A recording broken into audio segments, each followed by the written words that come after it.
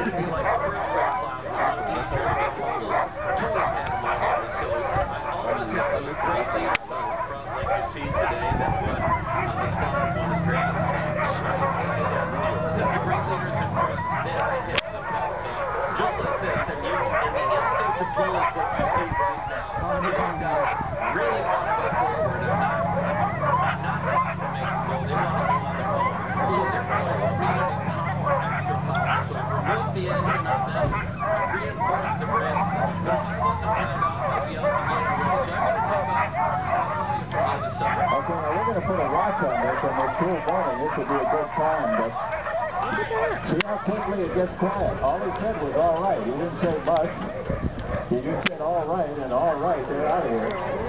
Now, they're going to go behind the vet barn. We will see them on the far side of the vet barn here, headed north. They're going to go up around the home that Susan and David built for each other and their daughters. And then we'll see them on the far side of the water. Now, here they come. Building speed. They'll be hitting 20 miles an hour over there on the far side. So let me orient you real quick.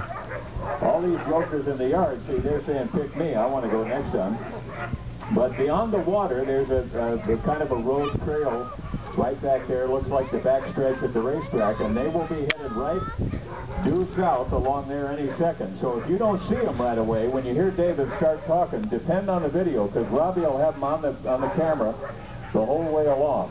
And this is fun to see a dog come out of the trees and pull out straight away. And even though they're kicking up mud and dirt over here, it's possible for me to look at each dog and determine how they're athletically suited to be as part of this team. And the leaders are setting a pace that every dog behind them wants to follow, and that's why we can attain speeds like this, over 20 miles an hour. But not only do they have to be fast, they also have to have the endurance that allows them to go sometimes over 100 miles each day when we're running the Iditarod and the Yukon Quest.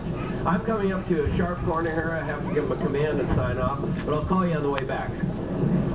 Yeah, now see, he's got a fork in the road, so you can go right or left. He said, ha, he wants them to go left. If he said, gee, they would have gone right, like driving mules on the farm. But he didn't jerk a rein. There are no bits in their teeth.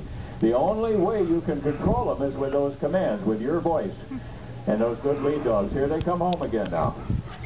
Nice turn.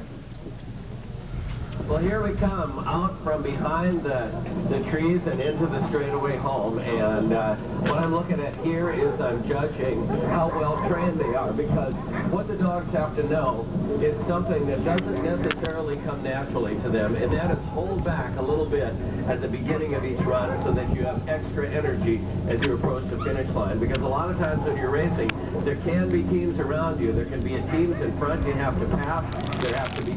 There could be teams behind them gaining on you, and you have to be able to accelerate to get out of the way.